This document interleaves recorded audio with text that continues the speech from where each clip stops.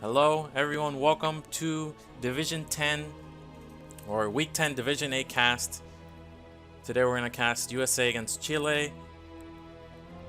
And today accompanying me we have a second caster. Everyone welcome Strudel. Hello everyone, hello SeriOsity. It's a pleasure to be here. So we got quite nice games coming up. USA versus Chile. I see very good players here. I haven't seen some of these play in a long while, so I would really like to know how they're doing lately. I would like to see their level. Alright, first, if anyone can let me know how the audio sounds, and we're just gonna jump right into the first game. It's gonna be Raz against Cruzago PvP. Let's go right into that. Let's get down to business. Alright, everything's good. We're good to go. Alright. So in the top left we got Raz, the red Protoss. And in the bottom right, Cruzago, the green Protoss. So we got a PvP here. I haven't seen Cruzago play. I sometimes watch his stream. I haven't seen him play PvP. I'm not sure what his style is. And Raz, no idea. I think I've never seen him play. Do you know SeriOsity? What's their styles? Perhaps you have seen them before. I only saw him play once before. It was also on this map, also a PvP, and he went 2-gate Zealot. Very fast attack with Zealots from 2 gateways. And Cruzago, I think he plays more standard, 1 gateway and then tech. But because this is a map without a ramp, I think we'll see some more aggression from him. Yeah, good point. This map doesn't have a ramp, but the choke is relatively small. I mean, I don't know. I'm a Terran player. I'm not an expert in PvP by any means, but I think it would be quite risky to go 2 gateways, because a good Protoss, they can easily stop it, unless it's a map with a really wide choke, which is not the case here. So I would be quite interested to see. Well, anyway, in this case, Raz opened up with gas, so they're going for a more standard approach. Yeah, and we saw Raz actually check the middle of the map, so he was a little bit concerned about some kind of proxy 2-gate. And Cruzago also going for that 1-gate tech. And like you said, the fact that there's no ramp and it's a very small choke means that a player who goes Dragoons will have a big advantage if they defend, because the other player won't have a ramp to rely on for their defense. Yeah, absolutely. I think on this map it would make a lot more sense to make the 2 gateways in the center. That would be much better, but making them in the base, I don't think so. But how do you think, like Cruzago? I think I've seen. Oh, all right. We got Manor Pylons already. We have an anti-Manor Pylon from Cruzago, but it didn't stop this other Manor Pylon. Lots of spots where you can be Manor Pylon. Yeah, but Cruzago was already making a Zealot, so that's going to take care of the pylon quite easily. Some Protosses just decide to skip the first Zealot, which you usually have to make for 2 reasons. One, to get rid of Manor Pylons, and also to block an early aggression, like if the opponent went for 2 gates. But well, this is not the case, so this is going to transition into a quite standard PvP apparently. This Zealot allows, this pylon allows Raz to come in here with a Zealot, and while the Zealot was busy dealing with that pylon, now we have a Zealot and a probe which can 2-shot other probes. Good drill by Cruzago. Very good micro so far by Cruzago, not losing a single probe. He's indeed losing mining time, but that's acceptable. Okay, 1 probe goes down. Okay, I would say it was a very clean hold here. Yeah, he lost the 1 probe, but he did get the pylon and the Zealot. Yeah, at this point I would put Cruzago on the lead very slightly, obviously. And here we see Raz going for a 2nd gateway. So he's going to be aggressive. Let's see what Cruzago... Perhaps he might go for a Robo right now. Robo into 2 more gates. What do you think? I think so, but we see Kurosawa actually had a very late range. If you can look at his range timing, he went. Yeah. He banked up a lot of gas. He has over 300 gas. This is excess gas. He's not going to be able to spend anytime soon. So his build, he was still thrown off a little bit with that aggression. And now we have his counter pressure. He does have one more unit, that Zealot. Only 2 Dragoons from Raz currently. Yeah. Well, as I said, I'm not a Protoss player, but in these situations, do you think it's better to just like remove 2 probes from the gas so you don't have this excess, or you don't care about banking it to use it later? 2 probes is probably too much, but 1 probe for sure. We see he actually did remove 1 probe, realized he had too much gas, and he could have actually put on some pressure here, but because he's been playing blind, he didn't realize that was an option. Because he had 2 Dragoons and 1 Zealot. Basically, you lead with that Zealot, and then all of a sudden their Dragoons shoot your Zealots, and your Dragoons shoot their Dragoons, and you win that fight easily. But missed opportunity there for Kurosawa. All right. I hear your voice choppy at times, SeriOsity. I don't know if it's just me or if the stream also is like that. All right. So Ras going for a 3-gate observer. Let's see if Kurosawa is going to go directly into reverse. I think that's. I have the feeling that he's not going to make. Oh, he does make an observatory. All right. All right. Going for more. For a more conservative approach here, we got some skirmish with the same amount of units for both players, but Kurosawa already killed 2 of Raz's units. A Zealot and a Dragoon go down, so now Kurosawa definitely, I think, is going to be able to lock down Raz at least for a short while. I mean, he's got 1 less gateway, so the contain is not going to last too long. It's just a soft contain. But anyway, that is going to avoid Raz from knowing exactly what he's doing, because basically Kurosawa could be going for reverse at this point, expansion or Dark Templar. Raz has no idea until his observer is out. He's locked in his base. Kurosawa gonna push in here, I think, but he should realize once he sees the number of Dragoons that his opponent is either matching or outnumbering him in gateways. Yeah, definitely. This is a little bit of an overextension, but actually he killed. Well, yeah, he lost 1 Dragoon there, but I think that was quite good micro. How many red Raz's Dragoons died? Was it 2? And Kurosawa lost 1, I think? Yeah, it was 1 Zealot, 1 Dragoon for 2 Dragoons. Yeah, that was fine considering he has less gateways. I mean, in the long run, Raz is going to need every single unit to push on that Nexus, because if he doesn't do like any damage in a short while, Kurosawa will have the economic lead, and after that, I think there's no coming back for us. So we see Kurosawa getting up that Nexus and that Reaver tech, and he retreats smartly. His observer, I think, got in the main, and he sees Raz's tech, saws the 3 gateways and the Robo. Yeah, absolutely. Kurosawa now going back to defend.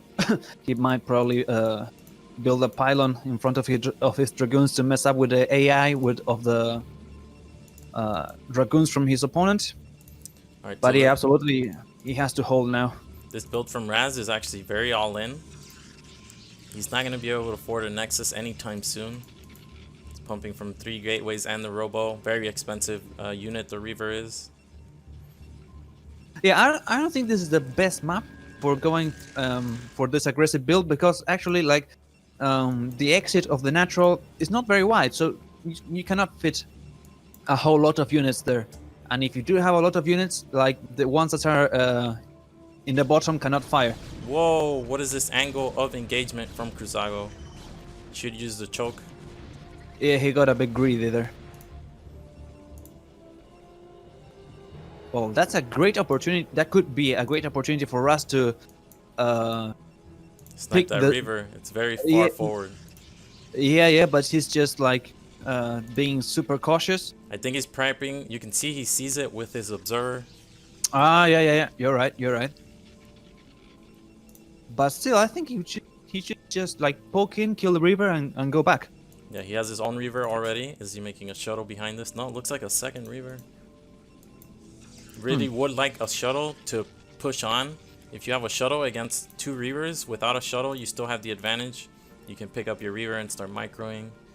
And we Yes, but actually see here, Kurosawa has a big worker lead, so the longer this goes on, the bigger his advantage is going to get.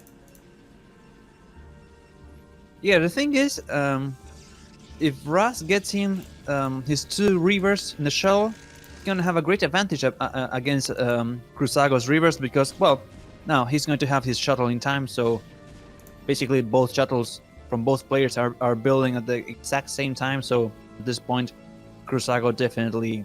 Yeah, with It's on defender's the- advantage and the faster reinforcement. I don't like this pylon from Kurosawa. You really want the pylon in front of your own Dragoons, not behind, not in the middle. It's going to hurt his unit AI, and it's not going to attract fire from enemy Dragoons. And here comes Yeah. Raz's shuttle.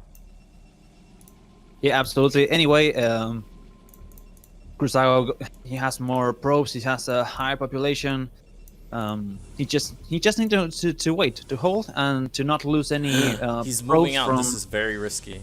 This is very risky, moving forward like this. He Yeah. has the observer to see. Yeah.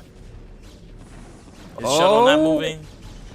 Okay, one Reaver goes down, and the second one as well, without doing a whole lot. Now Ras has both of his Reavers. If he manages to micro well, I think he could break. Yeah, Well, that let's was, see. that was catastrophic. Losing 2 Reavers, getting only off 2 Scarabs. Now he's forced into this very engagement without any Reavers. Oh, very nice, Karas. Very nice micro there with the shuttle. Still both Reavers alive, dealing a lot of damage. Kurosaga, his defense is being obliterated by these Reavers. I mean, he lost his Reaver so early. Now this, just too much. Just too much. Pulling out the probes now. The Nexus will go down, most likely. Shuttle goes down from Kurosawa. He has 1 Reaver now in the back, but still 2 Reavers from Raz. Nice Scarab there. Oh, yeah. But that'll be all, I think. He does have 5 gateways to pump. You can see his economy is still actually much better than Raz's, but the unit advantage is just too large for Raz. Yeah, also the positional advantage. Even if Kurosaga started pumping out units, he's not going to be able to get any of them to the ramp. There's still Reavers waiting on the other side. Now let's see if Raz tries to push. I think that's a complete overextension. Yeah, I don't think that's going to work, but...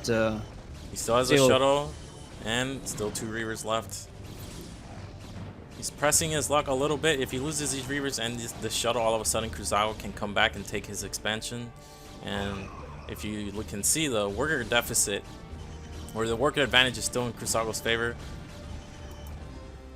Yeah, but still, I mean, Raz got his expansion up, and he can set up a contain. Well, still trying to push.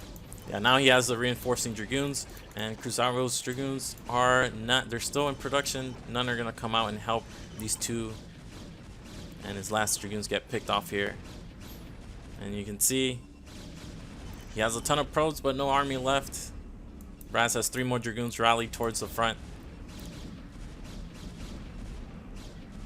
Perhaps he should put his Dragoons behind the minerals. That would be extremely annoying to clear. But he just decides to let them kill the units that start popping out from the gateways. He's doing a great job now. Perhaps he might not notice the Reaver from Kurosawa. Yes, he does.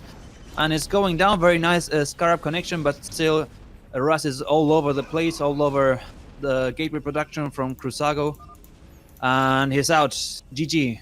Yeah, back at home, Raz had 2 more Reavers, a 4th gateway coming up.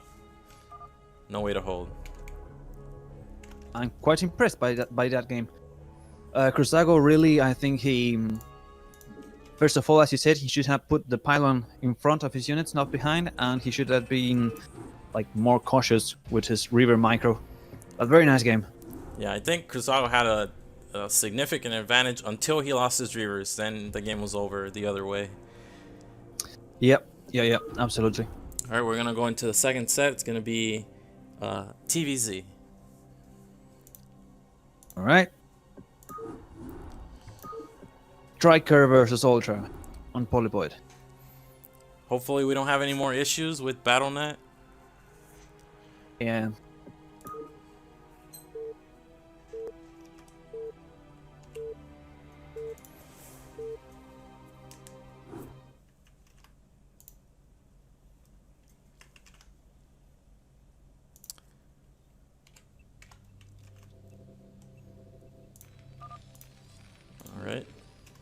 All right, so these are weird colors.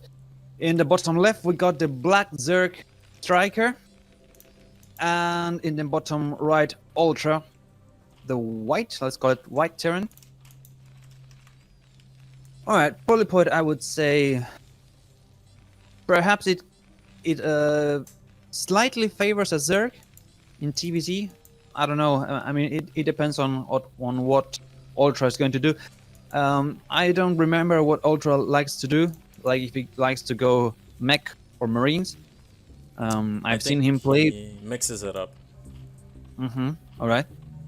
I sometimes go mech on this map versus Zerg as Terran, but in general, I think it's a better map for Marine Medic, SK Terran style. And Striker, I don't know. Have you seen him play? Is he kind of a macro Zerg or more aggressive style? Macro Zerg, always 2-hatch muta. All right, cool.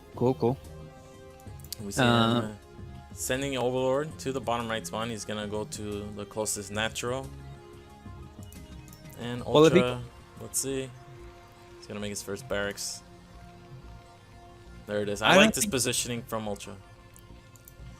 Yeah, I don't think this is a good position for going to hatch muta, because basically the first area you reach with the mutas is the natural, and well, in this map defending the natural it's a bit tough for Terran, but since the comsat station is going to be on the right of the command center, you have enough room for building as many turrets as you want on the left. So basically I think Ultra has a positional advantage if Striker decides to go for early mutalist harassment. Yeah. Main is a little bit farther. Barracks are also harder to harass. You have to go around the natural if you're going to go there. And both barracks are going to scout each other first. Ultra's going to see that. 12 hatch and then 2 hatch lair. Follow up. And let's see what he does in response. Looks like he's going to make that second depot. And he's producing his first few Marines. Well, Striker indeed has made a gas to hatch gas. So we might either see quick lurkers or quick mutas. Well, nowadays that's basically standard in Zerg versus Terran. Zergs go like super fast spire and take a quick third, and basically they just hold off the Marines or mech, whatever. They have enough mutas and links to hold them until they get their third up super quick. They put a couple Sankens and then they go into macro mode. Yeah, it's pretty easy to defend early game with the mutalist, so Zergs just take that third hatch at their third base right away. And I think it's the reason why 2 hatches come back, because they can still get a good economy off of 2 hatch muta. We see Ultra making a depot at the natural. This is so his Marines are better against Zerglings, limiting the area the Zerglings can come in. And we have a second barracks. Yep, Ultra playing super standard versus 2 hatch gas, but still I'm how can I say, I'm a bit surprised. Like this style of going 2 hatch spire it's not new, quite old I would say. But the new part, I mean the new factor here is the quick third. Like the Zergs have gone for 2 hatch play, but they never figured out that they could make a third so quickly. I mean, they usually waited to have lurkers put on the ramps of the third, but just very recently they found out that it's not really needed. Also, one meta shift I am expecting in the near future in TVZ is like when the Zergs go for 2 hatch spire.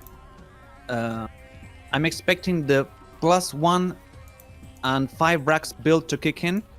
So far, it's not being used versus this build from the Zerg, because basically you don't have your Marines and turrets up in time.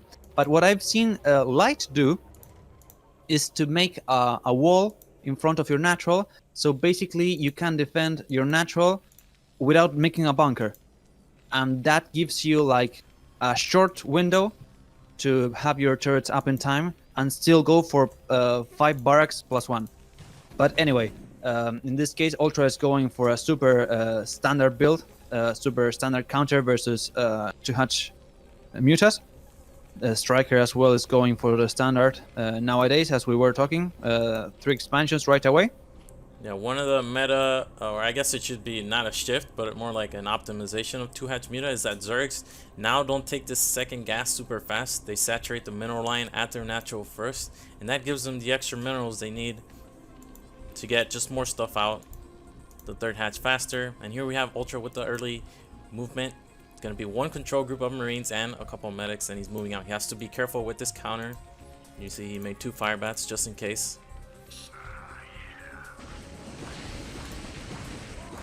Yeah, alright. A little bit of miscontrol by Striker there. He just suicides his links. That could be quite necessary now to stop this small but yet dangerous army from Ultra.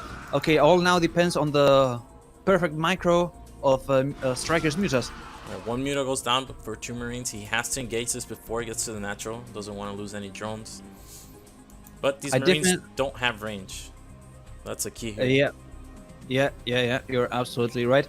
And I absolutely agree with what you said earlier about the Zergs going for just a few mutas without a second gas and just try to drone up.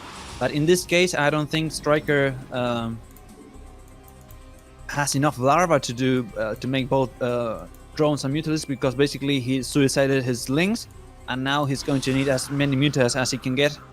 But anyway, he has neutralized absolutely this Marine group. So now Ultra was forced to make turrets as his main. Alright, in the end, he managed to get 2 mutalists at least for that group. Not bad, not bad. But critically, like you said, the important thing is for Terran to have enough time to get everything set up. We see turrets in the main being added. There's 3 at the natural already, so he's very secure here. Good targeting there. Another muta goes down. Yeah, I think now Striker has realized that Ultra has put up his turrets, so he stopped producing mutas, at least for a moment. So now he's droning up a bit. Yeah, we see a switch here. He actually got that 3rd gas immediately, even before droning up. And he's getting +1 air, so he's going to want to fight a lot with mutas. You're right, you're right. I think he might be aiming for later Guardians. Now, what Zerg should be trying to do here, if they can't delay the tech, because of the good factory placement, you see it's very hard. Sometimes Terrans make their tech like where the barracks are and exposes the SCV a little bit, but this is very nice placement from Ultra. We see that Striker, he can't get in the main. He really should harass the natural. Like you said, it's very hard to defend, and these aren't great turrets. Only 1 turret on the very left. But if Ultra can keep his Marines on the map, Striker can't harass him. He has to be worried about the counterattack. I like that Ultra decided to float his factory. Nowadays, it's very common to go for tanks and vessels. But in this case, Ultra decided to add 2 additional barracks and just 1 starport. I don't think he has enough gas to make a second one, but now he started his second gas. I'm pretty sure Striker is going to go for the Guardians, because basically he's upgrading +1 attack, as you said, and Guardians with +1 attack, they can 2-shot Marines instead of 3 shots without the +1. So yeah, Ultra definitely is going to be in a better spot to counter that with 2 starports instead of 1 starport and a factory building tanks. Yeah, the +1 on the Guardians actually is a huge damage spike, because instead, well, this is Marines with 1 armor that all of a sudden survived 2 shots, need a 3rd to die. So getting that +1 does make your Guardian switch, if you choose to do so, much more effective.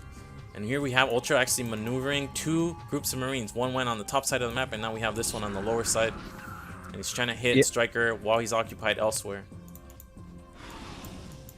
Yeah, very nice flanking there by Ultra.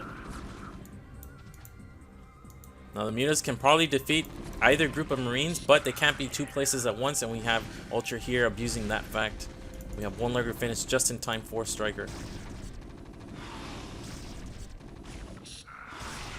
Alright, very nice drone harassment there. These Marines are finally going to go down, but they were definitely worth going up right there. That's some drones going down, some lost mining time. I noticed Striker immediately burrowed his lurkers at his natural, so he's completely safe now. All right, and so Striker decided to go for Defiler Mountain instead of Great Aspire. Okay, I'm a bit surprised about that. We saw Ultra give away 2 groups of Marines, but what he accomplished was he's basically been unharassed this entire game. He's lost like maybe 2 SCVs to the Muta Harass, and he got all his tech up in time. We have the first vessel out, second one producing, 2 E-base for upgrades, 2 starports.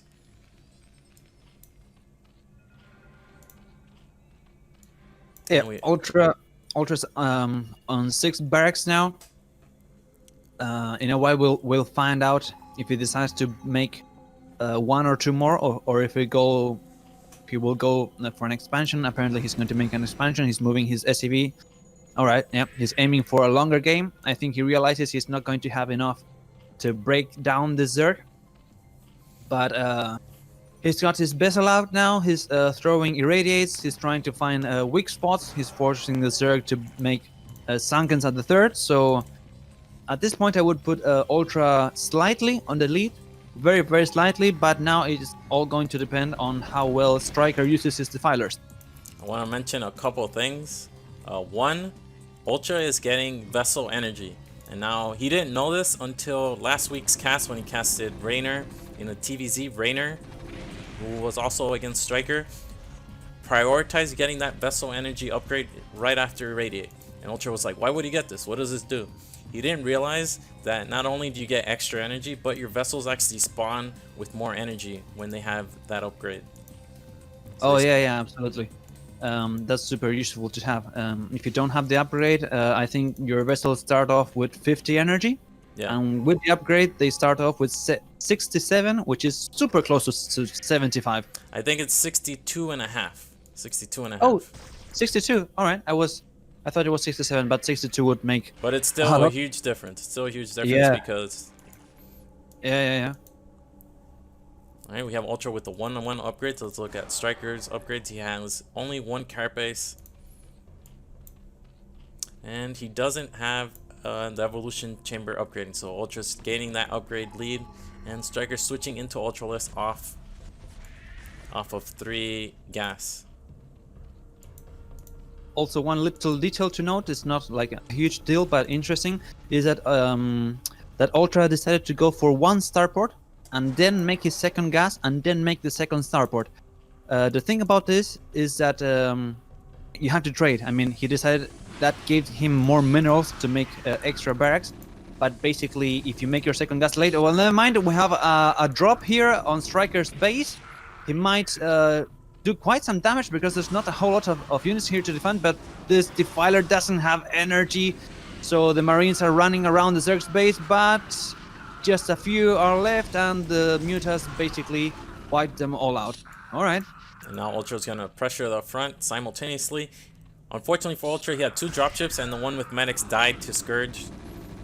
Oh, but very the nice are play. Still doing nice damage. Good plague at the front. Nice swarm on top of the units. And we have the first Ultras in production. The drone that was at top left got killed. Oh, that plague, so painful to see. They're all the Marines and the vessels. 10 out of 10 points for a plague. Ultra has to run away. These Marines are all gonna get picked off. Yeah, now, and the medics have been drained out their energy. But still, Ultra has put up his 3rd base. It's still containing Striker. Striker needs to get a 4th gas as soon as possible. I mean, he's fine on 3 bases, but very soon Ultra is going to have a massive amount of barracks. So I think he's going to need to push out rather quickly. Okay, here we see Striker is sending out a drone to make a 4th, but it gets killed. Another drop going into Striker's main, but 2 lurkers here left behind. Perfect defense. You can see the lurkers without any upgrades, the Marines die in 3 hits, and that's a significant difference. Even though the lurkers killed the Marines, they were able to shoot down a few drones. Yeah, absolutely. Anyway, it's super rare that Zergs get +1 ranged attack on lurkers. They just prioritize going for armor. But yeah, that definitely was a very good lurker positioning. That drop made basically nothing. I'm looking at the upgrades for Striker. He's still only on 1 Carapace. Ultra already has 2, 1, 3, 2 on the way. So it's going to be an upgrade advantage for Ultra. He's taking good fights in the middle of the map. Yeah, absolutely. Okay, very nice play again. But Ultra went for the for a containing style. I mean, he doesn't have a huge ball of Marines, but he's just trying to not let Striker out. And now there's just nothing to defend here. The natural. Okay, we see okay, some more Zerg units coming here to stop this. Lurkers aren't burrowing. Okay, they burrow finally. But a huge drop down here at Striker's main. Okay, it got mowed down by the lurkers here. But still, Ultra is hitting everywhere. He has prevented so far a fourth from the Zerg, which is just now starting, but super delayed at 16 minutes. He's been hitting the natural. He's been dropping the main, and now we have six vessels coming out. That's a whole lot of irradiate.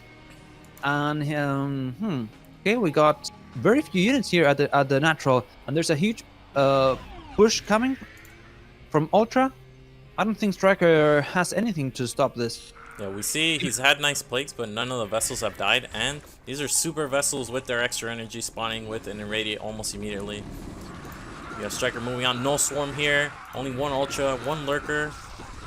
His Defiler Mound actually died during that drop, I missed that, and he just doesn't have any units left. He's been only on the 4 hatcheries, looks like 5 hatcheries for this entire time. And Ultra is breaking through. Defiler Mound goes down again. There's 2 Lurkers coming from the main, and GG. GG. Very nice, very nice. Very good pressure from Ultra. I really expected the Zerg to break out at some point because he had his 3rd expansion so early. But Ultra just kept on putting pressure. The Zerg couldn't take a 4th. And this is basically what happens when you don't take a 4th at Zerg. In the long run, you're going to have a smaller army. Also, with the upgrade advantage, Ultra was just taking good fights, and with the multi-pronged attacks with the drops, he just kept Striker on the back foot the entire game. Yeah, those drops, I mean, they didn't kill a whole lot, but they were just annoying. And being annoying to a Zerg is something quite useful to do as Terran, because basically your whole objective is not to let the Zerg get a 4th. That's super important. Yeah, and we saw a +1 for the mutas. Actually didn't do much. I have a couple of thoughts on that, but let's go into that next game. It's going to be another PvP. Alright, so we got Boa on the white clan in the top right, blue Protoss, and DMPT Tour, my clanmate, in the bottom left, the orange Protoss.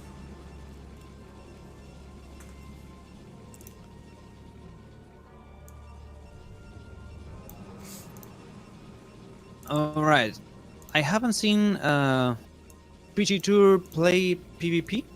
I played quite a few times against him, Seren, but I don't know what his style is in PvP. In general, he's I would say, standard player. I'm not expecting any kind of rushes or cheeses here.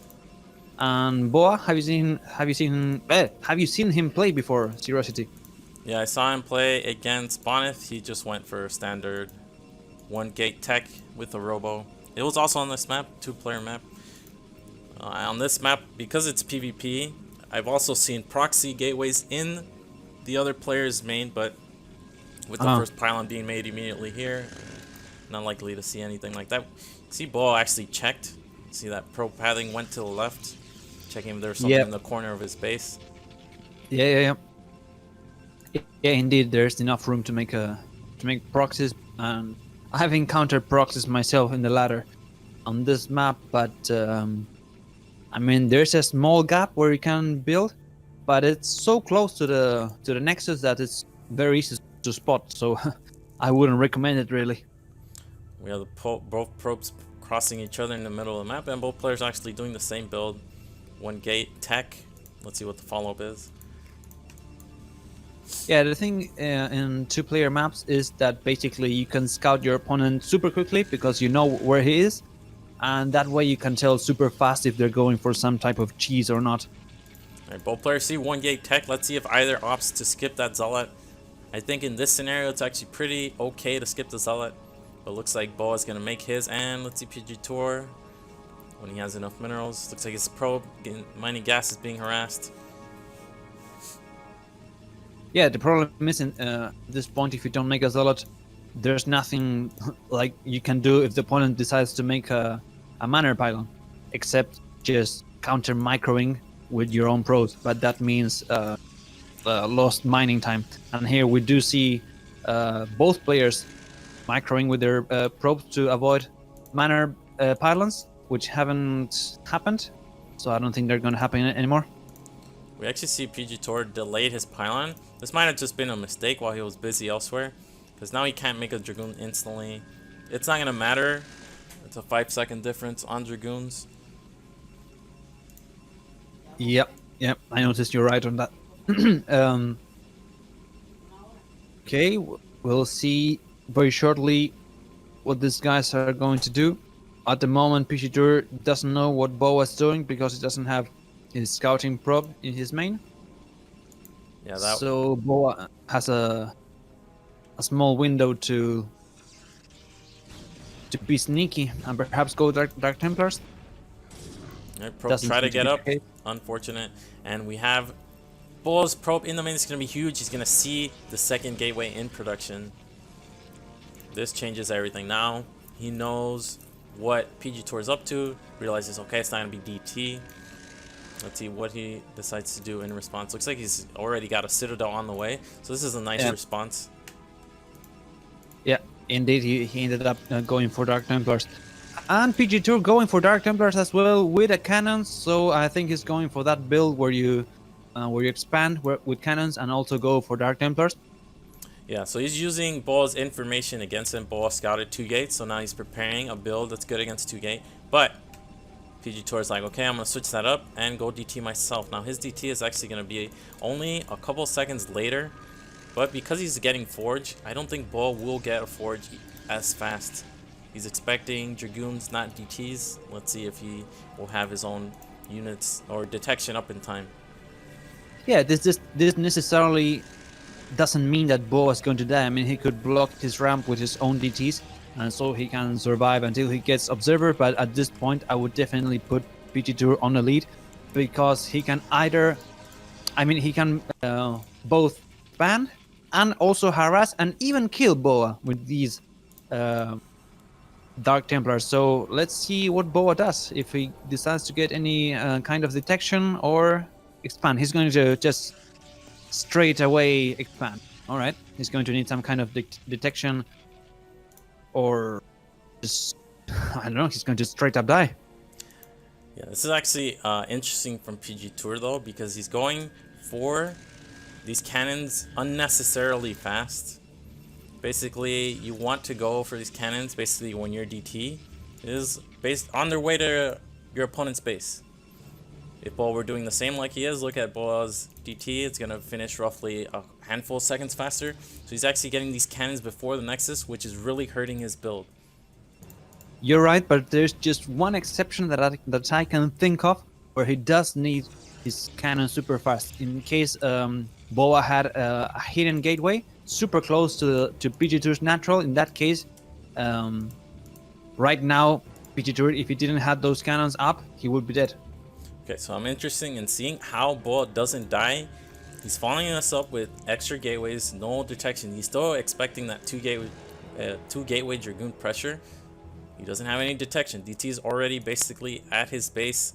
He's not gonna have any time to react. What does he do here? How does he survive? Yeah, he's building Dragoons instead of DTs. I mean, if he had a DT or two at the ramp, he could block PG2's DT, but still he would lose his Nexus. So yeah, Boa is just now starting robotics facility. I mean, he can run away and just try to delay the the DT from coming into his base, but it's going to be too much damage. I mean, either his Nexus is going to go down or he's going to lose a bunch of units, while PG2 is going to be mining from his expansion.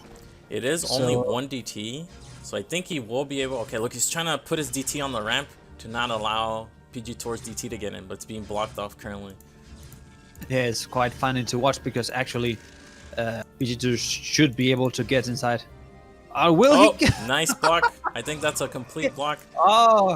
Very nice block. play. Very nice play. Yeah, Unfortunately, his Nexus is now completely exposed, and PG2 is doing the smart thing, bringing over these Dragoons. I don't think the DT on its own has enough DPS to kill it, but with these Dragoons supporting it. Yeah, really, really nice move by Boa, but still it's not going to be enough today. With these goons aiding the DT, that Nexus is going to go down for sure. And I don't think Boa is going to have like enough time to go for an all-in. I don't think, I mean, in his position I would just go for an all-in and try to break PG2 because basically they're on the same amount of gateways. They both have 3 gateways. So yeah, Boa is making a support bay to go for Reavers and perhaps try to crush those cannons, taking advantage of the range of the Reavers. And now PG2 going for a robo of his own. Yeah, he's sniping the pylons, which is super annoying. He lost a pylon at the front, a Nexus, now another pylon, so he's just permanently supply blocked, which makes the threat of an all-in even weaker. He hasn't been producing units this entire time. Gateway's unpowered. Yeah, super annoying. And even more considering Boa really needs those units ASAP, because I mean he has to push out and try to kill PG2 before he gets such an economical advantage that his gateway number is going to explode, and indeed he's going up to 5 gateways versus Boa's just 3 gateways, but he has decided actually to go and remake his Nexus. So we're aiming here for a longer game. He's getting a Reaver, and that does give him a comeback mechanic where he can get some harassment in, some nice scarabs up, but he's just really far behind here. Look at the worker deficit. PG2 is powering up. He's very safe against Reaver with these cannons in the main mineral line. He's gonna have Storm. Yeah. Oh, perhaps Boa could. Yeah, no. I would say he could harass some of PG2's probes, but now PG2 threw down 2 cannons at a natural. That's perhaps a little bit too much, considering also the cannons. Well, one of the cannons at his choke also reaches the minerals, and he has 2 cannons as well at his natural. So basically, there's not a lot of room for probe harassment. So Boa is, I don't know, going to have to micro super well. I don't see any other comeback mechanic at this point. This was a heavy investment in cannons. This is what, 7 cannons, but because he killed the Nexus, I think there's just very little for Bo to do. And he's gonna get pushed in now with Storm. If he's behind this choke, it's gonna be very hard for him to dodge the storms. He does have the Reaver, which makes it hard. I like this shield battery. It'll allow him to regen the shuttle's shields, also the Reaver shields. He's gotta not die here. Big incoming attack here, and he's preparing for it nicely. We have 5 gateways from PG2, still only 3 from Bo. He actually made an Archon, interestingly enough, and here we go. Here's a frontal attack. Oh, PG2 got his drug. Oh, that's a very good storm right there, and another great storm. That's Reaver. You see the shield battery actually kept that Reaver alive. Unfortunately, he ran out of energy to regen, but he does survive the attack pretty comfortably. Very easy hold. Unfortunately, oh, here come the reinforcements from PG2. Yeah, no, PG2 had his units bugged at the ramp. That's why that first attack wasn't strong enough to break Boa's defenses, but now the second wave is going to do a whole lot of damage. I mean, he doesn't even need to kill him. As long as he has him contained, it's going to be enough. Yeah, very nice shield battery usage again. And he's going to be able to survive this. PG2 targeted that Reaver, and Boa holds with 6 Dragoons left over. The shield battery, the MVP of the game for Boa. Even though it didn't save the Reaver, it kept it along long enough that he was able to win both fights. Yeah, absolutely. For a moment, I was like a bit puzzled. Why did that Reaver not die to the second storm? I completely forgot it was being healed by the shield battery. What is the range of the shield battery? Because that Reaver was nowhere close and it was still getting healed. Yeah, well, I'm just assuming it was healed. It was, right? No, it definitely was healed. The shuttle went down immediately, but then the Reaver under the storm was constantly being healed. Right. Yeah, that makes sense. I was really, I didn't understand what was going on. Why did that Reaver not die? I completely forgot about the shield battery. But anyway, I would like to see PG2. Yeah, I was going to say I would like to see him throw down a third Nexus, and he just did. I mean, he's definitely on the lead, and he wouldn't want Boa to take a third himself before he does, because that would put him in a very similar economical situation. But he yeah, doesn't PG2 want is to still... throw away his advantage by constantly attacking. He's also expanding behind us. He still has a sizable worker lead, and he has a much better army.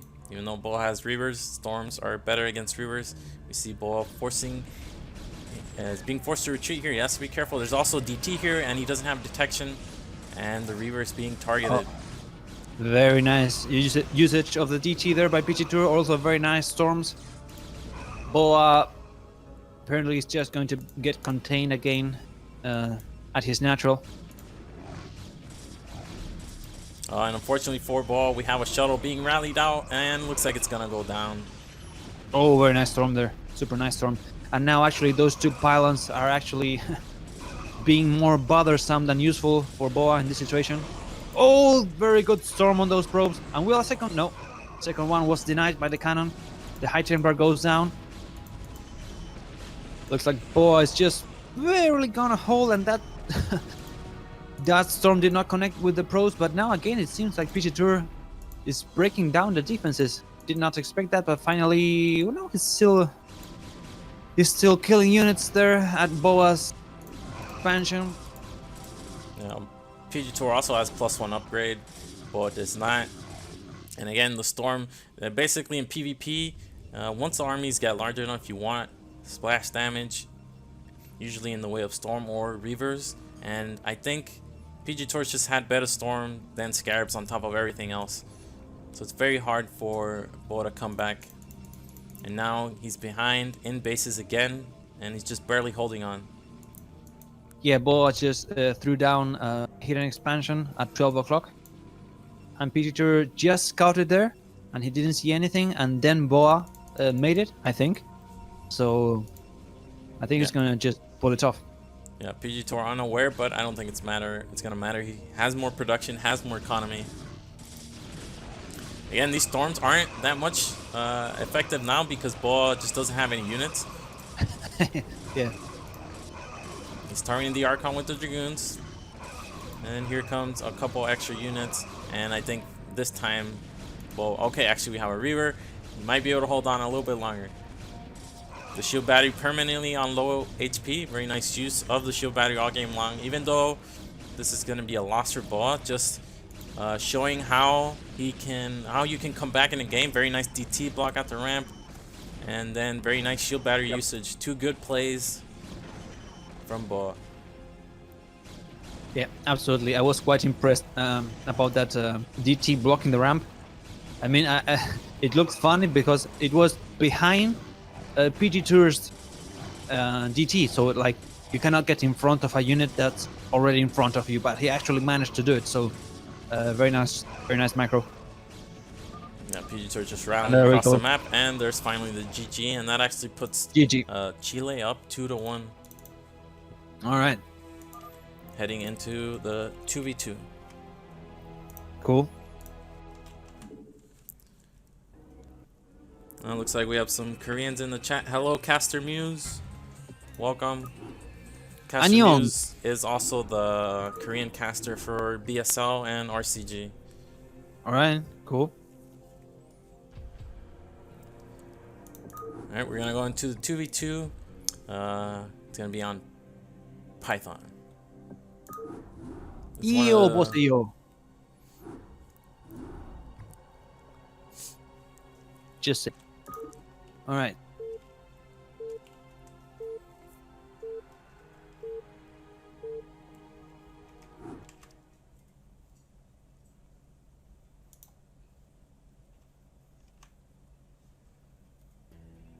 Oh, there we go. All right. I don't know if you have changed Yeah. player colors, but we got on the 12 o'clock position, SeriOsity, the orange Zerg. I don't know what colors you have them. Have you changed them? Yeah, I changed to red and blue just so it's easier Okay. to see on the minimap. Okay, let me do it as well. Oh, what? How you do it? I forgot. Shift, what's it? It's wait, what is it? Is it shift tab? Yeah, it's shift tab. Shift tab. All right. So, 12 o'clock position, SeriOsity, Zerg player, and in the bottom position, Ultra Terran player against. Is it Striker in the 8 o'clock position, the blue Zerg, and Raz in the 3 o'clock position, the blue Protoss. All right, so we got Zerg Terran versus Zerg Protoss. Interesting on Titan map. Yeah, so this is one of the two maps in Nation Wars, the other being Iron Curtain. We wanted to throw in one weird map just to mix it up for the 2v2s and then have something a little more normal. And that's how we decided on Iron Curtain, which is used in a Korean league, and it looked very interesting as a map. And then, of course, Python, classic 2v2 map. Has a couple interesting features on its own as well. Very unique with the islands, but otherwise pretty normal. And we have Striker going for that gas first. Looks like it's going to be an over gas build. Very fast tech with this build. Yeah, anyway, I don't think the islands are used very often in 2v2 because it's basically a more micro-based game. But I really like the incorporation of Iron Curtain in 2v2. It's a really fun map, especially in 2v2 much more than in 1v1. All right, so we got two gateways here from Ross. Yeah, two gateways and overgas, very nice combination. The Protoss is going to get a ton of units out, and that'll allow the Zerg to tech up safely. It also means Protoss is going to have to go Forge to defend both players because Zerg is not going to have their ramp defended by Hatchery. And it looks like we had 12 pull from SeriOsity, second hatch before the gas. And he doesn't make it at the ramp. It's not as important against ZP to get the ramp block because there's no vulture threat. And it makes it easier against the mutas when you don't have to spore two hatcheries, only one. Okay, looks like I got rid of this, unfortunately. I need the... There you go. To see how many units they have. Here we go with Striker setting out his first few mutas, and we have a probe arriving at his base. In this particular position where you are on the 12 o'clock, it's a bit annoying because basically you got the minerals facing the void, so you have to put bores like everywhere. So let's see what happens later. Okay, we got a little bit of pressure from the blue team on SeriOsity, but you are completely safe here with a sunken, enough Zerglings, so perhaps I'm just assuming the blue team is just going to lock down the ramp and check up.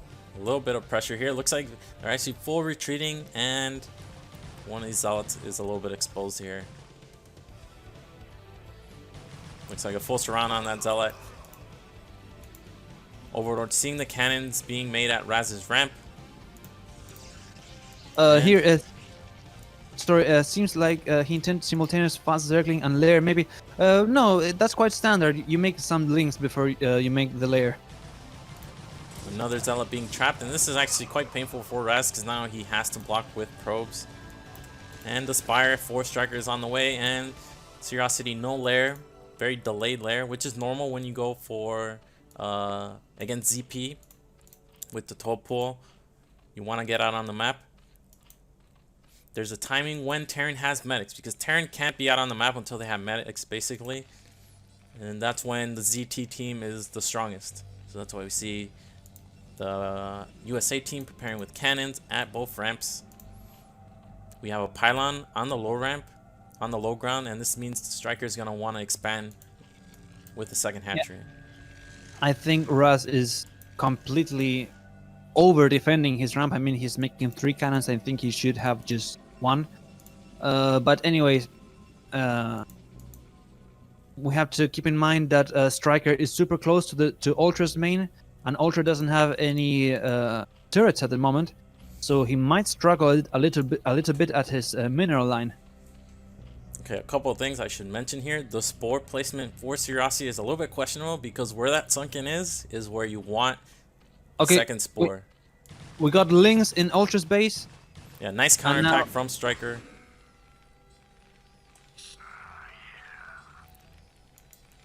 Alright, just buying them a lot of time.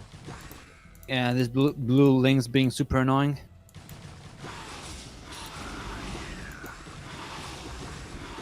Okay, 3 mutas is not a whole lot, and 1 goes down. That's a huge mistake. I mean, when you're in just 1 hatch, every muta is super precious. Yeah, very little production for Striker, so he has to protect his units as well as he can. And we have even more cannons going down. One of the reasons why I don't think playing like this is so effective on Python is because the ramp is so huge. This is a lot of cannons to invest. Yeah, really, Raz has made an excessive amount of cannons both at his base and at his allies' base. We see Striker finding an opening here with the Muralist. Look at the spore placement, not optimal. Bottom mineral patches not defended very well. Hatchery is actually exposed as well. That's what I said earlier about this position. It's super annoying to put the spores due to the minerals being facing like into the void. We actually have the mutas not even microing, able to target down this hatchery. The hatchery's going down quickly in HP. And one thing I should mention is the units actually do strafe a little, so sometimes they end up wandering into spore range. But in the meantime, the Chilean team is looking to pressure on the Protoss, and that's 4 cannons and 4 zealots. I would be quite surprised if that hatchery went down.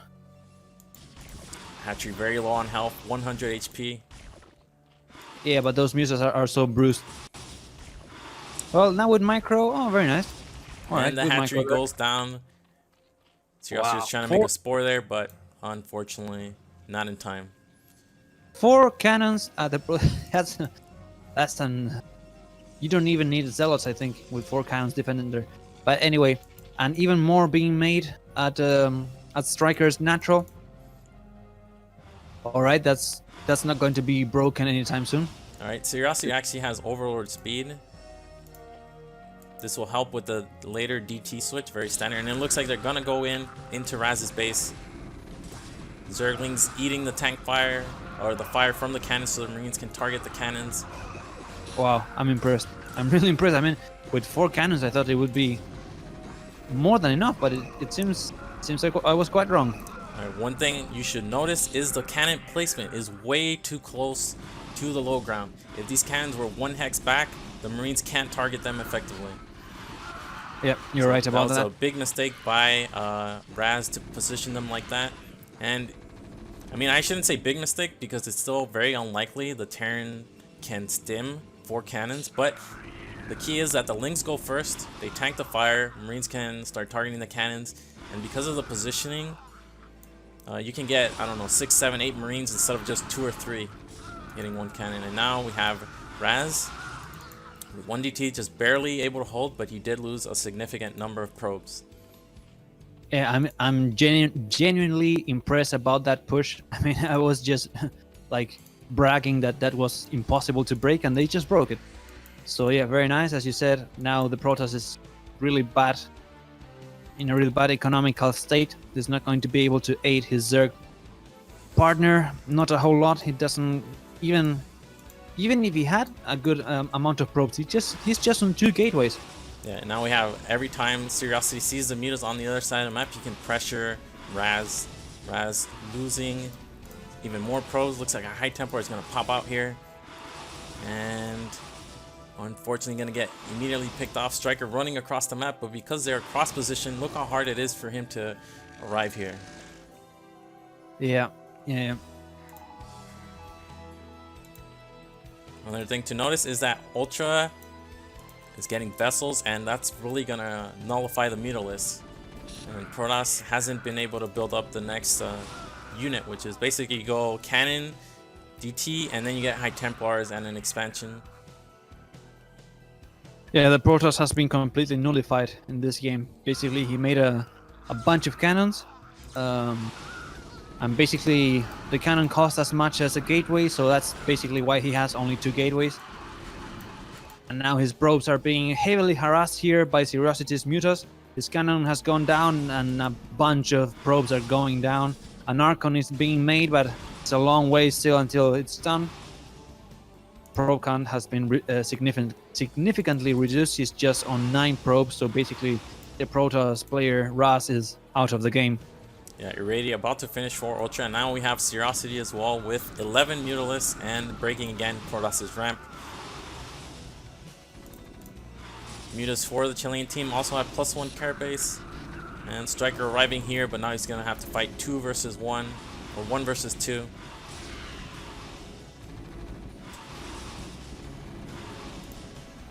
The Archon is like... Yeah, it's just dancing around the Nexus.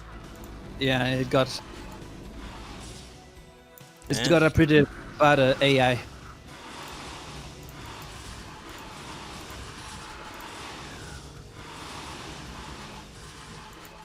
Alright, so there's no more blue Mutalisk presence at Raz's base, so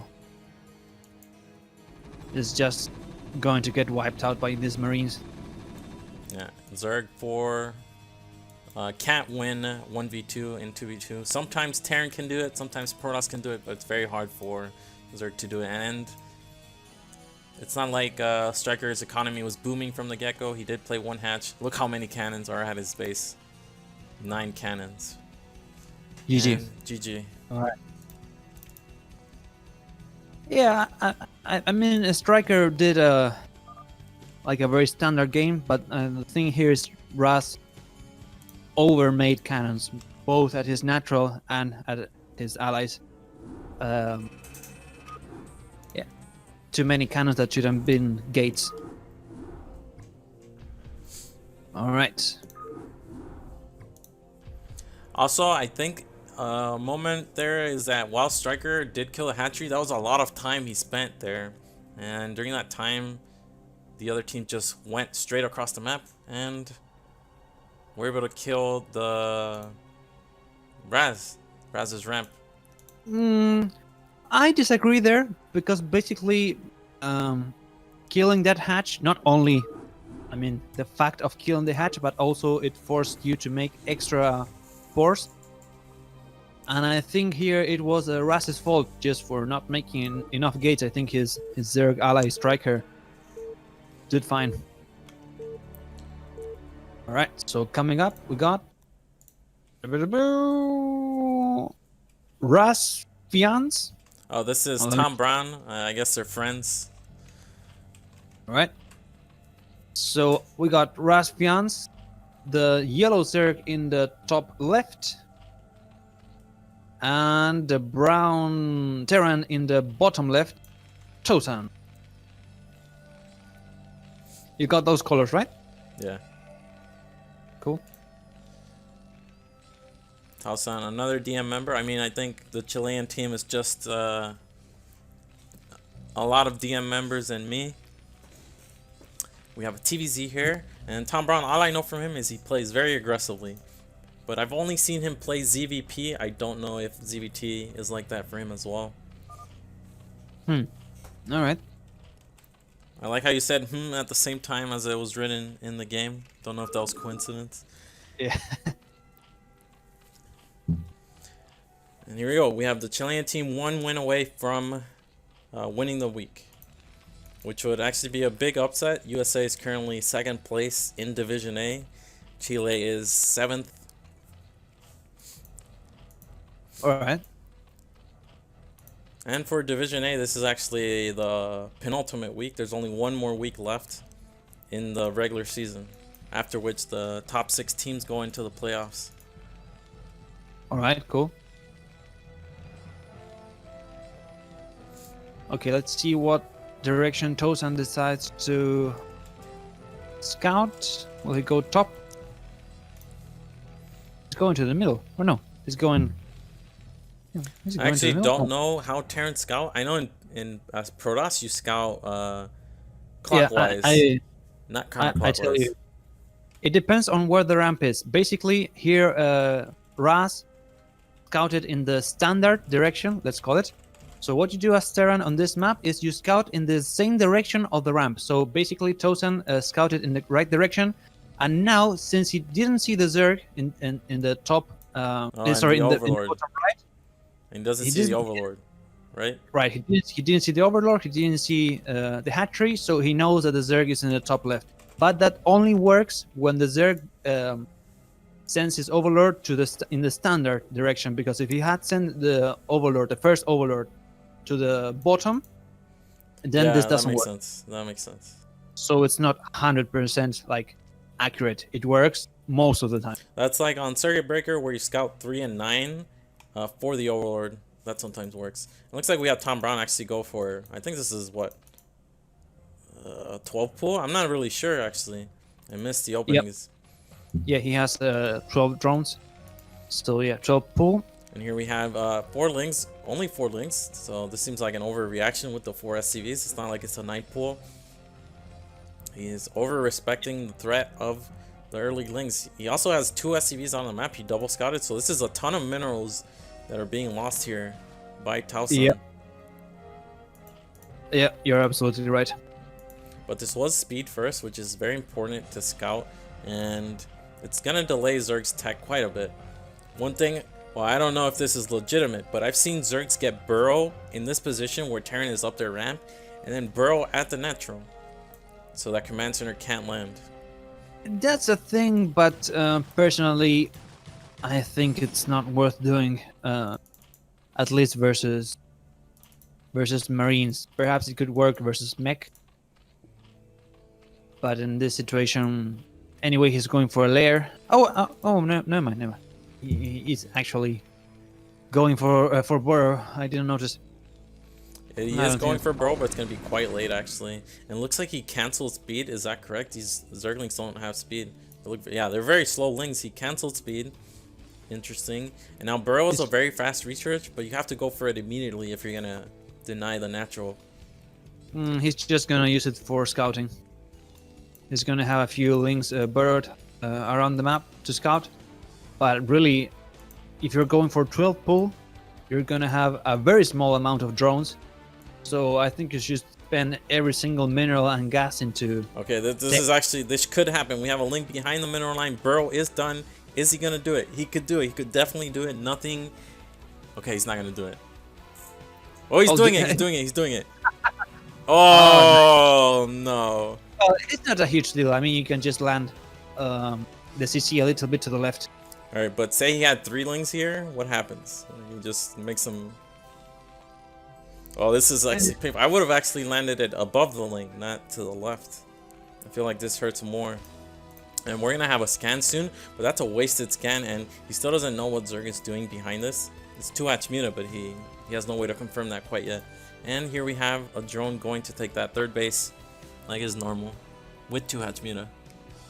Well, I can tell you for sure that in this situation, I know that the Zerg has spent 100 gas on burrow, so his mutas or lurkers or whatever he's doing are going to be late. He also can't make a compsat in this. Yeah, that's a good point. I really haven't thought about that. It would be actually better to have gone lurkers instead of mutas.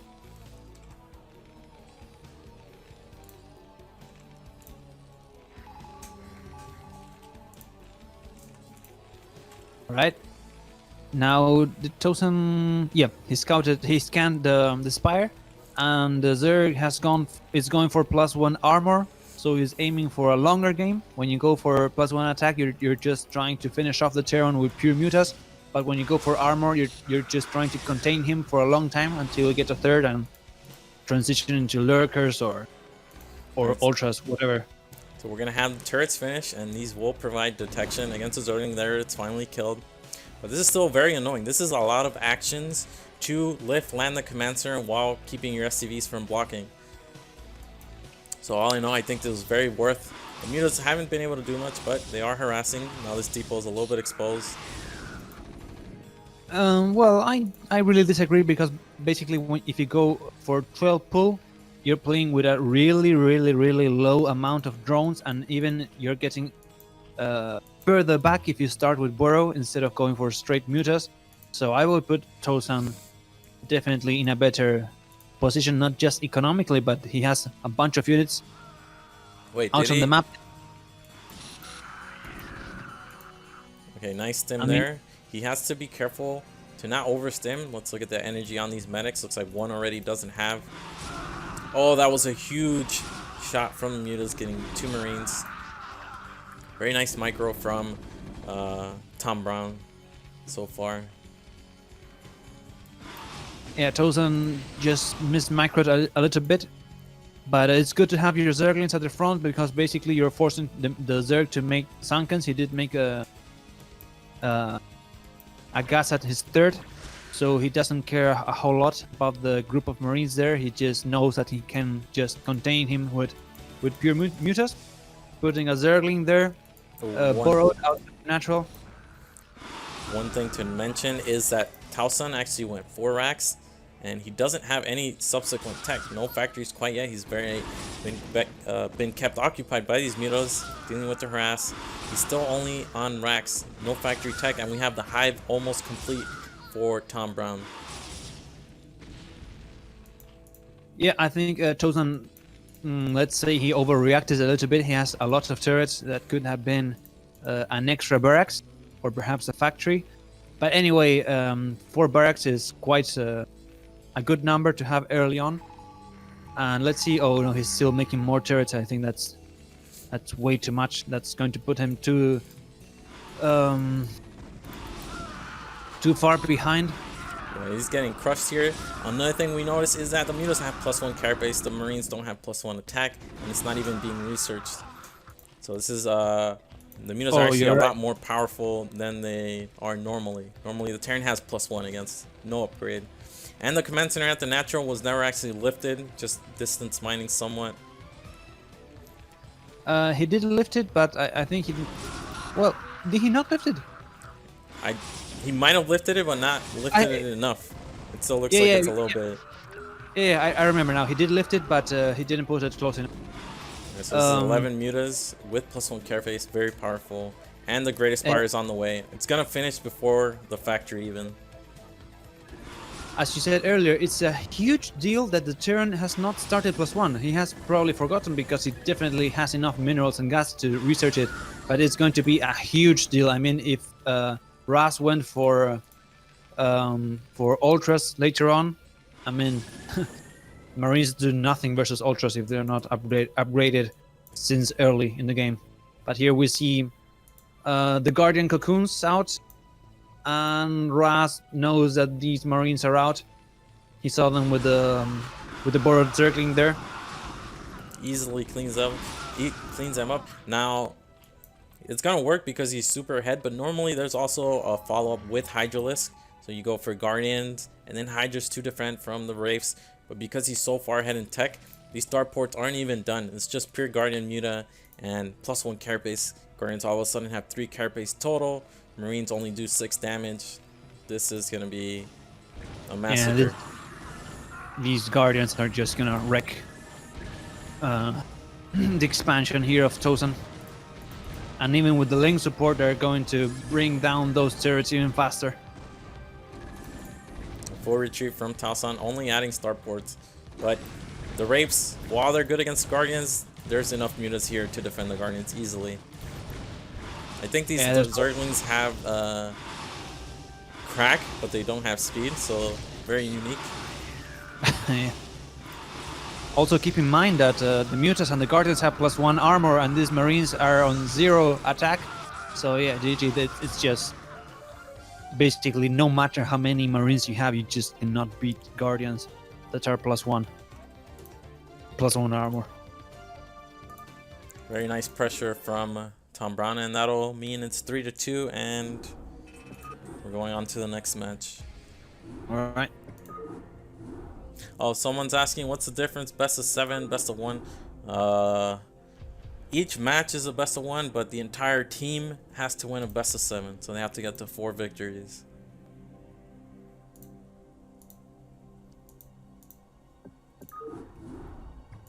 All right, let's go to the next game. Unless they're tie. What did you say? Unless they are tie, they go for the ace map. That is correct. If it ends up at 3-3, then there's one more match not on the screen, and that'll be the ace match. So USA wants to go for that ace. Chile wants to finish off the series right here. All right. We got your own self, SeriOsity, on the top position, 12 o'clock, Red Protoss. And JY in the 8 o'clock position, White Zerg here. All right, we got the Overlord already scouting in the wrong direction. This is normal. You always, as Zerg, scout the closest natural. Yeah, being forced to cast my own game. Well, you can tell us what you were thinking. Yeah, that makes sense. So this spawn, PvZ, the wall is pretty simple. You just make the pylon all the way at the left. It gives you the most room for your cannons. It's going to be a 3-gap wall, means you need to block with 3 units so links can't run by. Yeah, it's super annoying. Alright, and then Zerg, on this map, they can go for hatchery first because there's no way to cannon rush, so Protoss always has to scout fast. They want to confirm if it's hatchery first, so they know if they can get Nexus immediately. Alright. Are you the type of guy that likes to go like with a gateway opener, or do you like to go forge first? Both are good, but because it's a 3-gap wall, I don't like it so much. On Fighting Spirit, you can get 1 or 2-gap walls, which are very effective against dealing with the link counterattacks. 3-gap wall, a little bit harder to defend. Still very viable, but of course, it's a little bit of a multitasking thing if links get into your base. And there we have a forge from SeriOsity, and James actually going for that overpull. And you can see this pool placement. He's gonna mineral boost this top spawn. You can see the drone just bounces off the hatchery. Yeah, this is something that was actually recently discovered, maybe less than a year ago. So always learning something. And we have a pylon block at the natural, very annoying. Oh yeah. So what do you do here when the Zerg goes for overpull? Overpull, you can get Nexus first against overpull, no problem. But you are investing in this manor pylon. That's 100 minerals. Even though you do cancel it, it's still 25 minerals lost. So we see cannon and then Nexus. Very standard. And Jane actually made 6 links, which is not at all standard. And it's important to see this. It's important to see this because 6 slings easily beat the 1 cannon. And here SeriOsity confirms the 6 slings. Let's see. Well, me need to block or make that second cannon and block as well. And we have... Okay, I noticed you saw where the Zerg made his 3rd patch expansion.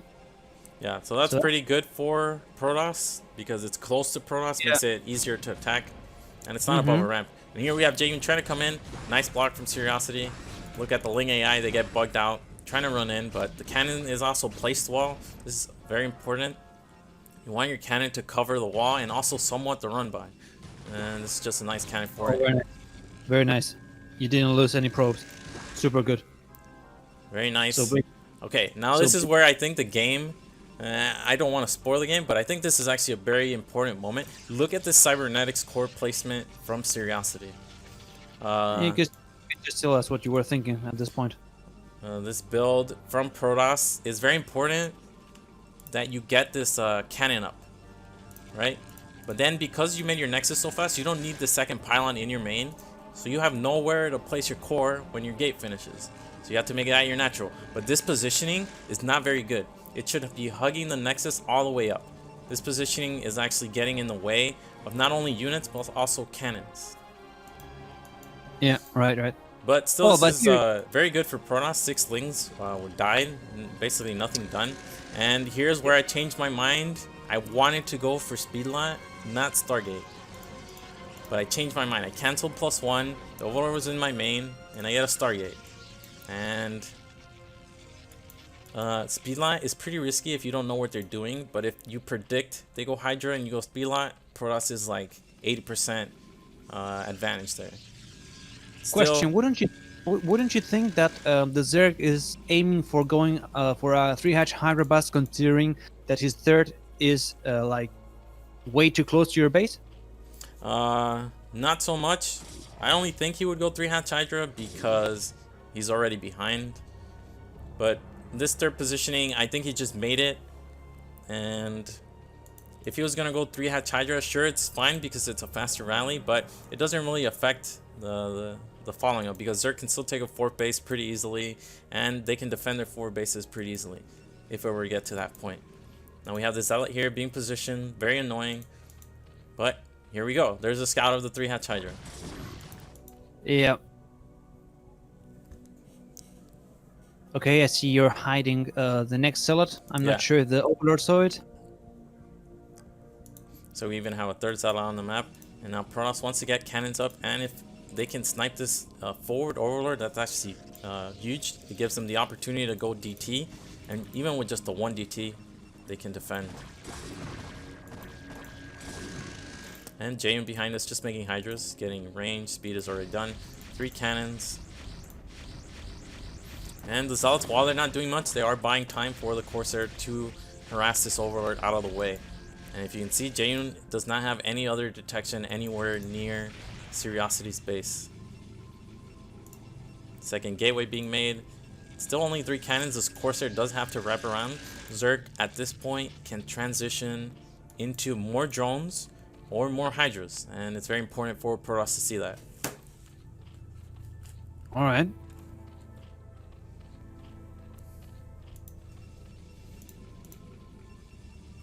Okay, will he try to snipe the gateway or just go ahead for the cannons? And there goes the Zerg. The 4th cannon is not done yet. That's going to be a little bit painful, but I think it's just barely enough to repel this attack. The 3rd cannon goes down, but yeah, this attack has been repelled. There's not any reinforcements coming. Instead, the Zerg is going for a 4th hatch at his 3rd base. Okay. He's trying to drone up. Here we have the problem with the cybernetics core.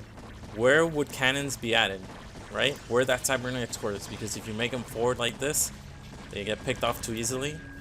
So the cybernetics core is actually hurting Protoss a lot, and we see Jayon, he's making a 4th hatchery and more Hydras, pure Hydras at this point.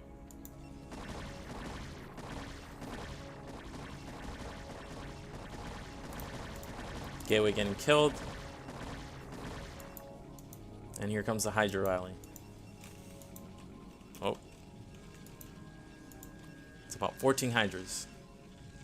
Oh, that's a bunch. I don't think it's going to be enough anyway. Having destroyed the forge and the gateway makes it a lot easier. I mean, there's a lot of room to maneuver with the Hydras. But it also makes it easier for the probes. I don't think you have any vision of minerals to drill the probes. No, no effective drill without the Corsair, which also went down. Oh, GG. Alright, I wasn't expecting that bust to work. Alright, I thought, so there are like 3 things Protoss did wrong here. 1, the cybernetics core should have been further up into the right, allow room for cannon. 2, the Overlord was killed, right? So that means you go for DT, and Zerg can't actually pressure anymore. All of a sudden, they don't have detection. 1 DT holds off. And then 3, the Corsair died, and it didn't keep scouting. So as soon as that happens, the Protoss is blind. Protoss really should have had like 6 or more cannons at that point for the second attack. So very unfortunate, and that means it's 3-3, and we have an ace match. Alright, cool. Oh yeah, someone's asking, the USA team, look at the graphic, Jayon, Boa, Striker, Those and Tom Brown are actually all Korean Americans. Every Hmm. single one of them. The only non-Korean is, I think, Raz. All right. Alright, going to go into the ace match, which is always the same as the first map, and in this case, that is Optimizer. Okay.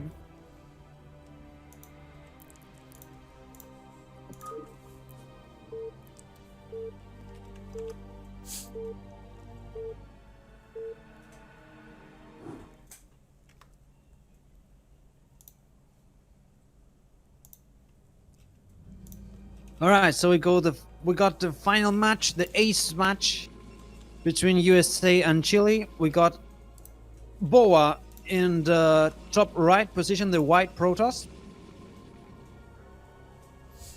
And our caster here, SeriOsity, in the bottom right, the red Zerg. I'm sure everyone's wondering, why isn't Ultra playing? Ultra is actually undefeated in Nation Wars. I think he's like 8-0, 9-0, something like that. He hasn't lost a single set. And it's because, unfortunately, for Chile, he couldn't be around this Saturday. So, someone else is used. Me.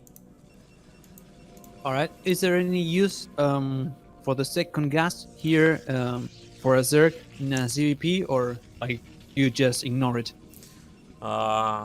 The gas usage in the matchups, I think for Protoss is way more important. On a map where there's a mineral only, Zerg is actually very happy. Like Circuit Breaker is No, a very good map for ZVP. I meant specifically here in Optimizer where you have two gases at your natural. Sorry, main, at your main. Sorry. it doesn't affect basically anything. All the gases, maybe if the gases, if the bases in the middle map didn't have gas, it would matter. But because every base has gas on the map, you never actually want to take this 1000 gas geyser. It just mines out too fast, and you can just take a gas elsewhere. I think in PvZ, sometimes you do see it in PvZ. Get more Templars in your comp is always good. In TVP, you see Terrans stay on 2 base sometimes, and they go for 2-1 timing off 2 base with the third gas. Pretty potent. And here we have SeriOsity scouting Boa with the Overlord immediately. And he's going to see it's 1 gate tech. Or 1 gate expansion. Very common on this map. Why did you pick Zerg? Like, do you? Oh, not I don't. No, I don't PvP. Race pick against Protoss. Okay. And pylon block from Boa, very annoying. Gonna force the similar to what SeriOsity did to JU last game. Just very annoying overall. Okay, the Zealot here is not being sent out. A bit weird. 6 lings were made. Probe did see that.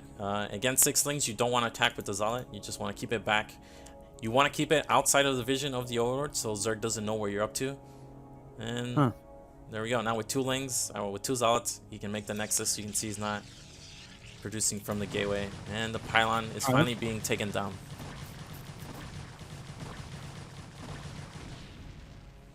And wouldn't it have been better to like have that first Zealot being like in the middle of the map? Like if the Zerglings would counterattack, it could retreat, and if they weren't, he could like hide somewhere. Yes, but it's also risky. If Zerg finds it, then 6 lings easily beat a Zealot. It also means that Zerglings have more speed than Zealots.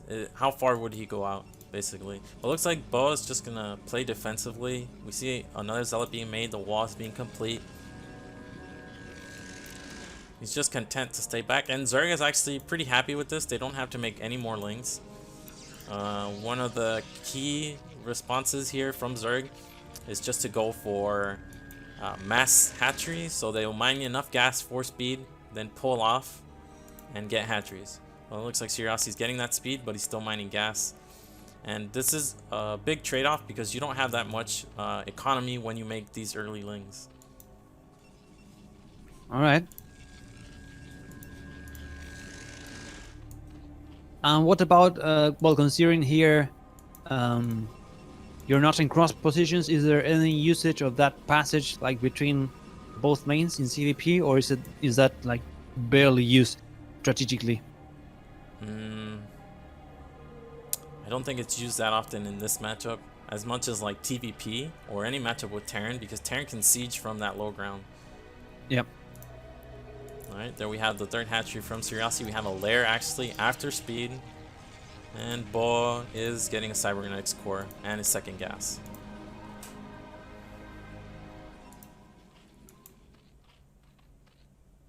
All right. We're about to see if Boa is going to go for a Stargate. Yeah. Right. Stargate, SeriOsity sees it, retreats that Overlord.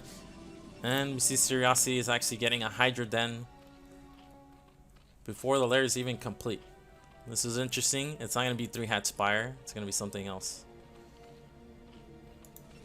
And so what's this middle of the road Hydra Den for? What's like the idea or the timing behind it?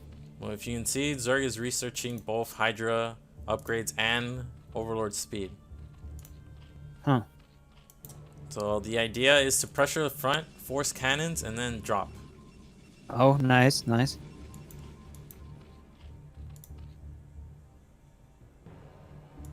I think this is a pretty good map for dropping because the main is quite large, and the drop could go like undetected unless you have something specifically there on the edges of your main scouting as a Protoss. One of the benefits on this map for Protoss is they get these extra mineral patches, and while they're very low in minerals, this is actually a huge economic boost. They have 10 patches at the natural instead of just the usual 7. And we have Boa cutting probes here to get these gateways up. He's already going up to 3 gateways, 4th gateway going up, and speed is on the way. Now Boa's completely blind. He still doesn't know what SeriOsity is up to. First Corsair heading across the map. Yeah, definitely. Now that you mention it, basically you couldn't make those 3 gateways all at the same time if you didn't have those extra minerals, right? Yeah. He is also cutting probes to get them up even faster, but still, not something you can do. Right. Okay, that's interesting. Now we got Zerg's units here up the front of Boa's natural. The gateway is going to go down very soon, probably. Yeah, Hydras don't have range quite yet, so it's actually a little awkward. Not too many Hydras can range. And Boa's actually going to have a ton of Zealots. We have 4 gateway production still.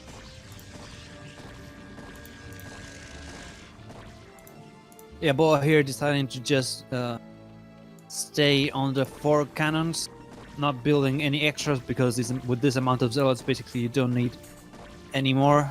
As replacing now the gateway that's going down very soon. And we have SeriOsity getting Hydra range. Now this is interesting because an option is to go for Lurker. So you go Lurker before drop, Lurker finishes, and you can morph eggs and then drop them with your big attack. And here comes Boa moving out. But I think he underestimated the number of Hydras. And he's being forced back. It's only 4 cannons. He has to be careful. One difference here is he's going to have a ton of production to defend from the Hydra bust. Yeah, very shortly I think Boa is going to just push out with pure zealots and... Well, that's a bunch of gateways really. I'm not used to seeing so many gateways, but yeah, considering this is the map that has additional minerals and gas, you can expect slightly different variations, but finally his Boa decided to make a couple extra cannons because also look at SeriOsity's start here. 2 Overlords finish, but immediately gets found by the 3 Corsairs. Yeah, it's annoying.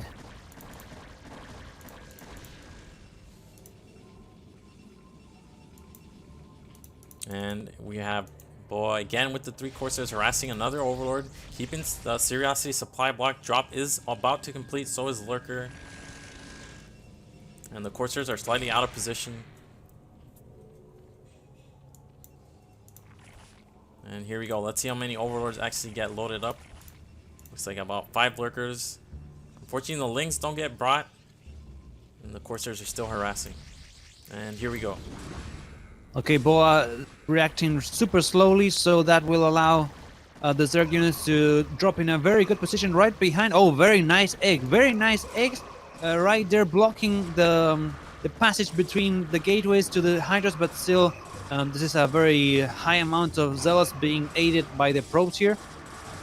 2 cannons being made to prevent the lurkers from harassing the mineral lines. Actually, 3 cannons, but one of the lurkers already goes down, and the other 2 might be able to finish morphing. Yes, one does. And will it burrow? Not in time, and the second one not in time either. Well, oh, all right, GG. Well, I wasn't expecting it to end so early. All right, so a couple of things to mention. The probes helped a ton. One of the overlords didn't drop any Hydralisks, so it's 4 Hydras fewer. And the 6 Lings died in the cannons. Like, they were rallied to an overlord instead of being loaded into it, something like that. And then I guess the most important thing is SeriOsity went for range and not lurker. Imagine that attack even if it had 2 lurkers. All of a sudden, all those zealots can't do as much. Yeah, absolutely. The Protoss was just aiming for a mass zealot build. Definitely, if any of those lurkers had finished getting burrowed in time, it would have been very annoying, because also they were very close to the ramp. So basically, the Protoss would not be able to get out of his main with any attack units. Yep, and that'll wrap up this cast. It was actually very competitive, very close, and USA wins 4-3. And unfortunately, very nice. Very nice that we got also the ace match. Really close game, as you say. Yeah, I think I'm gonna upload just one more image to show the current standings for what is it, Division A, up to last week. So that won't include this result. Let's see. This is a live broadcast indeed. They're asking here if it's live. Ah, there you go. But the games are not live. These are cast from replays that were played earlier today. Yeah. All right, there we go. We have the top teams in Division A. Poland, not surprisingly, first, but we have USA, Canada, and Sweden all tied for second. And that's last week's results leading up to today. So we can see how the teams stack up roughly. The bottom 2 teams no longer participate, and the top 6 teams in the green will qualify for the playoffs. There's only 1 week left after this week. Division B has different rules, but for Division A, it's only 1 more week. All right. And that'll be all. Thanks for watching. We're actually, I don't know if you're going to be able to accompany me, but we're actually doing Europe against Poland tomorrow at the same time in English. Yeah, I should be able to be there as well. And on Tuesday, we're going to do a Spanish cast of the remaining 2 series. And that'll be all. So everyone, thanks for watching. Yes, it's over. It's over. Only 1 series today. Do you have anything to add? It's been a pleasure, really close games. And well, thank you for the invitation. It's been fun. All right, thanks for joining me. It really helps out to have a co-caster, just someone else to talk while I handle stuff in the stream. And we had a decent number of viewers. Everyone, thanks for tuning in. Join us again tomorrow, same time. And that'll be all. Goodbye. All right, see you tomorrow. Si te gustó este video, no olvides darle like. Y si aún eres nuevo y aún no te suscribes, te invitamos a hacerlo y a darle clic a la campanita. Recuerda que todos los días viernes estaremos subiendo nuevas guías y nuevo material, todo en relación con Starcraft remasterizado. Hasta la próxima, amigos.